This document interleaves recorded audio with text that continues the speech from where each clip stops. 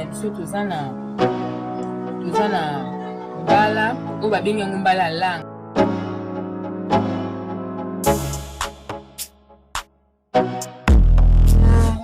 Tomate na ngambuma na litungulu nanga na ai na ndembi na masika na ngai bila fumbwa na ngai eza na ba légume oyo natia na kati naza na tomate nguma namba niki te yango awa sikoyo ekomi ya konika basi baniki yango na machine mboloko na ngai yango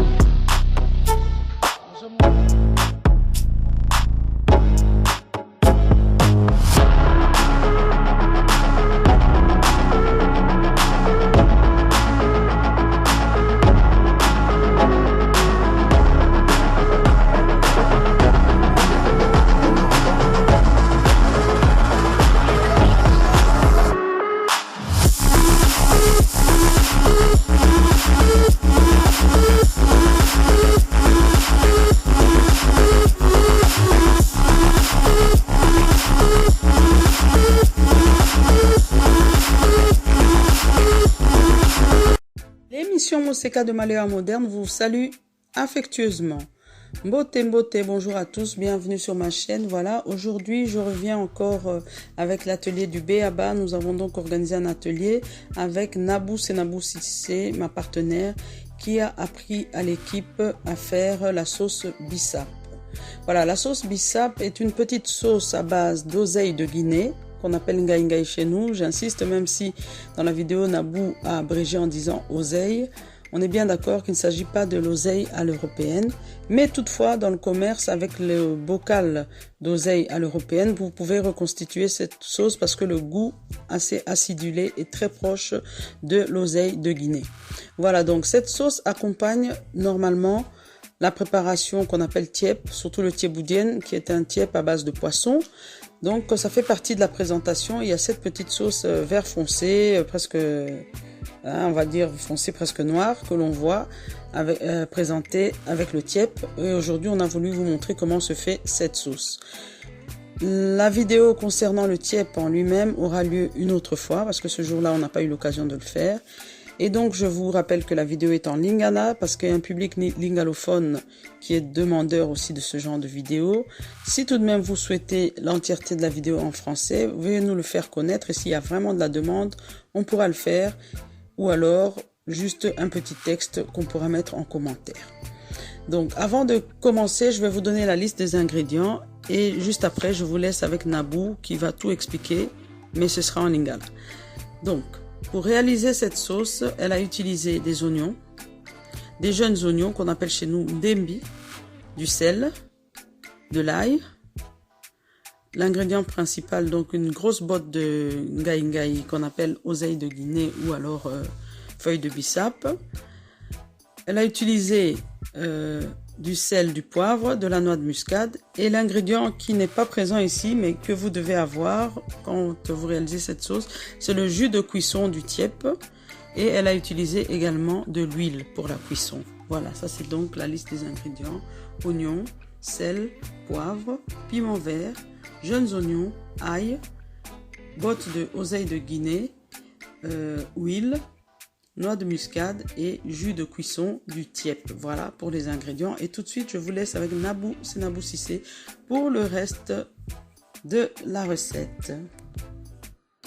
mbote balandi ya émission Moseka de Malheur Moderne tapesi no mbote ebele naye lisusu liboso na bino kopresente bino ngai ngai oyo ngai ngai na biso toti kaka sikoyo yango oyo.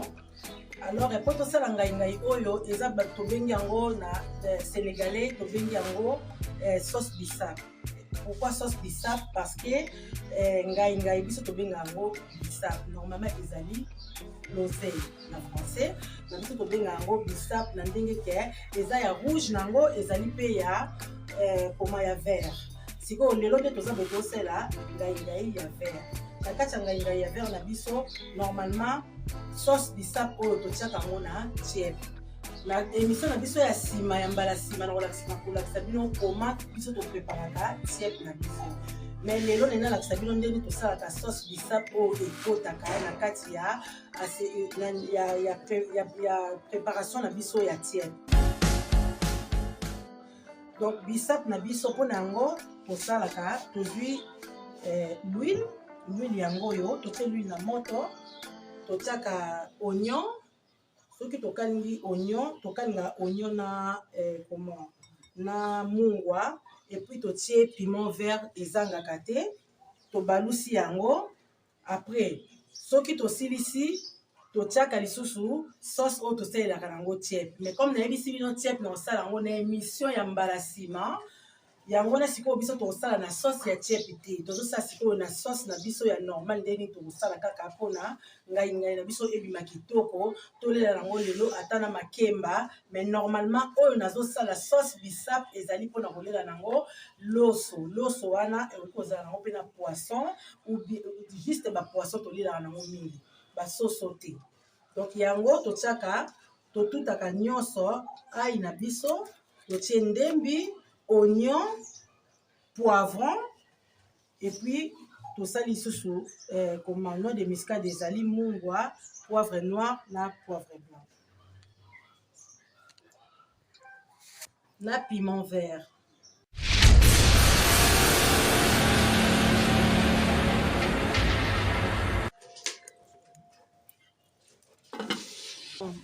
Ngai na biso yango nauti komatisa yango na moto, il faut kotokisa yango mokie. Donc yango tozozela mwa mokie ezwa moto totokisa yango, et il faut pas ebela vraiment makasi. Soki kaka elembi mwa mokie totia yango mwa mungwa, soki elembi mwa mokie tokitisi yango kotia mungwa na ngai na biso.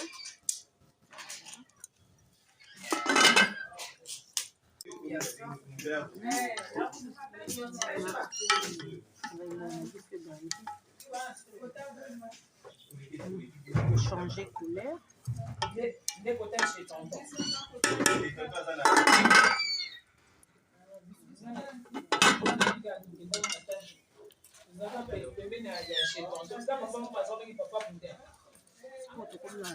Bini ya kokitisa yango mpona kosala sauce bissap na biso oyo tokolia yango na makemba normalement eliamaka na tiède.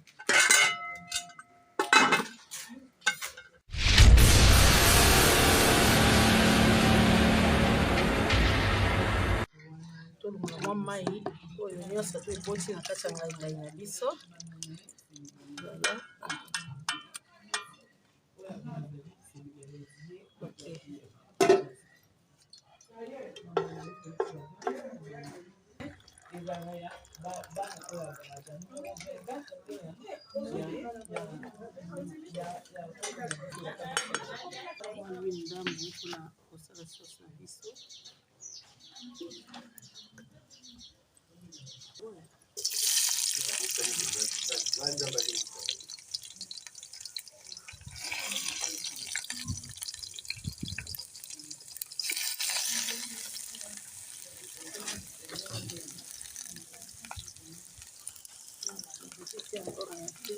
Mwa mungu ndavu comme to oto tokisaki kokaki te, mungu ezalaki mingi te.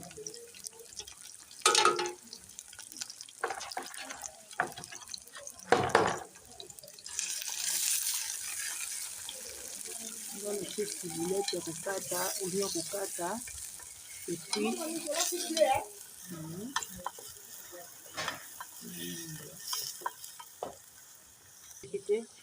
normalement otia mobimba te lokwa tobuka natie mwa boye na moto te mibale. Voilà.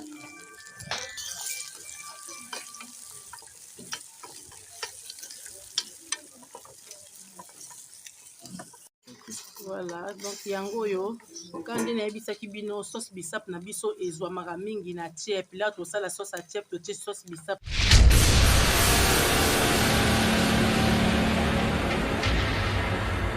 Voilà, chers amis, je me permets d'intervenir à ce stade de la vidéo parce que, évidemment, nous n'avons pas pu capturer toutes les étapes. Et donc, je voulais juste vous expliquer comment ça s'est passé. Donc, à un moment donné, Nabou a fait revenir des oignons dans de l'huile. Et après avoir fait revenir les oignons avec le reste des assaisonnements d'usage, Elle a mis également les feuilles de bissap. Donc tout ça a cuit dans la poêle que vous voyez. Ensuite, tout ce mélange-là a été pilé. Donc vous pouvez aussi le mixer. Après avoir pilé tout cela, elle a ajouté le jus de cuisson du tiep. Ici, elle n'en avait pas, donc elle a ajouté un jus de bouillon. Et c'est la dernière étape. Ensuite, on présente ça dans un bol. Donc, on va pré-cuire les feuilles de bissap. On va les essorer. Donc, vous avez vu, à un moment, elle a utilisé une passoire. On réserve et puis on prend une poêle. On chauffe l'huile. On fait revenir les oignons, les jeunes oignons, l'ail, sel, poivre. On mélange tout ça et on mélange les feuilles de bissap qui ont été réservées. Tout ça cuit ensemble et ensuite on va piler. Après avoir pilé, on ajoute le jus de cuisson. Donc c'est une petite précision pour accompagner les images afin que vous puissiez réaliser la recette.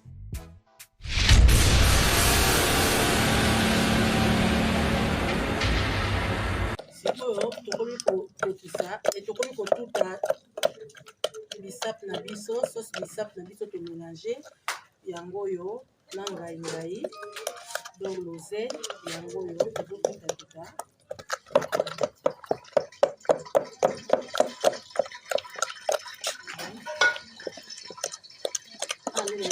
tokomixa yango tokobokokokuta yango biso tozokuta po mixer ayo eza te tozokuta yango voilà.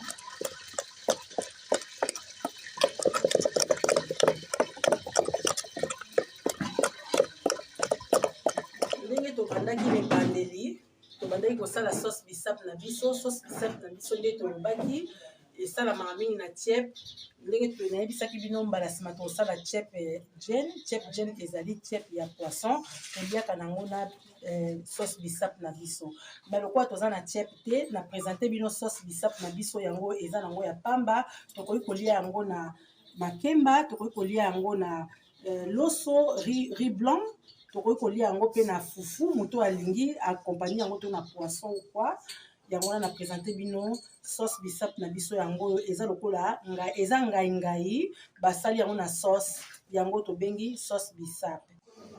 Balandi ya émission Moseka nayeli suko présenter bino biloko na biso nyonso tobandaki bandani ebandeli ntina suka bino moko moni présentation kitoko tobandaki na poisson yango na présenter bino totiaki nokos et puis sauce bisap tosalaki pe salade et puis awa tosalaki banane plantain epa na biso makemba bino mo boyebi tosalaki ya kotokisa et puis na ya kokalinga accompagnement ezali banane plantain yango tokoaccompagner yango na poisson na biso et puis tokotia ngai na biso à côté tobengi sauce bisap et puis tobosani te mwa sauce moko ya moke totiaki à côté po totia yango likolo ya poisson na biso. Napesi bino bambote ebele balandi ya émission Moseka de Malewa Moderne tokomi kaka mbala nsima. Merci, au revoir.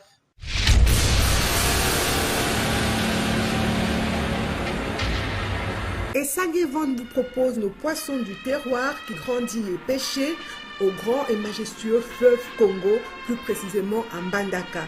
Donc ce sont des poissons congolais de père et de mère. Ba papa ba maman bandeko, bo lembate, bo somba nzombo mongusu, bambisi oyo, papa la bango na maman la bango azali congolais. Bobenga na numéro 082 63 55 805. Pona ba commande, pona koyeba talo, pe pona koyeba esika ni mbisi ezali. Nous pouvons vous livrer le poisson, donc n'hésitez pas à nous contacter. Peu importe avec quoi vous allez préparer ce poisson, il sera toujours excellent. Goût!